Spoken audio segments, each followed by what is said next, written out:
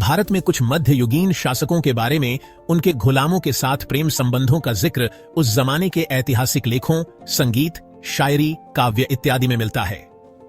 एथ महमूद गजनवी और मलिक अय्याज। 11वीं सदी के सुल्तान महमूद गजनी अपने गुलाम से जनरल बने मलिक अय्याज के प्रति गहरे स्नेह के लिए जाने जाते थे। फारसी कविता में उन दोनों के इस रिश्ते का काफी सुंदर प्रस्तुतिकरण किया गया और अय्याज को वफादारी और सुंदरता का प्रतीक माना गया। 2. अलाउद्दीन खिलजी और मलिक काफूर। खिलजी वंश के दूसरे शासक अलाउद्दीन खिलजी का अपने गुलाम जनरल मलिक काफूर के साथ घनिष्ठ संबंध था।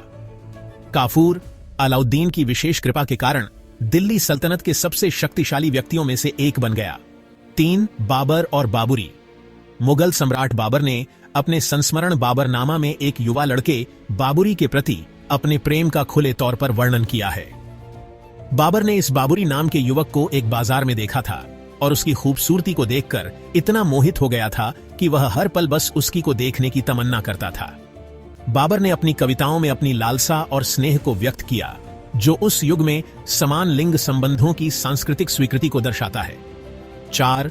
मोहम्मद बिन तुगलक और बदर उद्दीन सुनकर। दिल्ली सल्तनत के सुल्तान मोहम्मद बिन तुगलक का अपने गुलाम बदर उद्दीन सुनकर के साथ घनिष्ठ संबंध था। ऐतिहासिक विवरण बताते हैं कि सुनकर सुल्तान की निकटता के कारण दरबार में महत्वपूर्ण प्रभाव रखते थे। 5. सिकंदर लोदी और मियां भुवा। दिल्ली के सुल्तान सिकंदर लोदी अपने प्रिय दरबारी मियां भुवा के प्रति गहरे स्नेह के लिए जाने जाते थे। उनके रिश्ते पर दरबार में काफी चर्चा होती थी और कविताओं में भी इसका उल्लेख मिलता है। 6. नासिर उद्दीन महमूद और इमाद उद्दीन रायहान। ममलुक वंश के सुल्तान नासिर उद्दीन महमूद का अपने वजीर इमाद उद्दीन रायहान के साथ घनिष्ठ संबंध था। उनकी निकटता के कारण दरबार में राजनीतिक तनाव उत्पन्न हुआ। 7. मोहम्मद शाह रंगीला और नियामत खान सदरंग। मुगल सम्राट मोहम्मद शाह रंगीला के बारे में कहा जाता है कि उनका अपने दरबारी संगीतकार नियामत खान सदरंग के साथ रोमांटिक संबंध था। उनके रिश्ते का उल्लेख उस समय की कविता और संगीत में अक्सर किया गया था।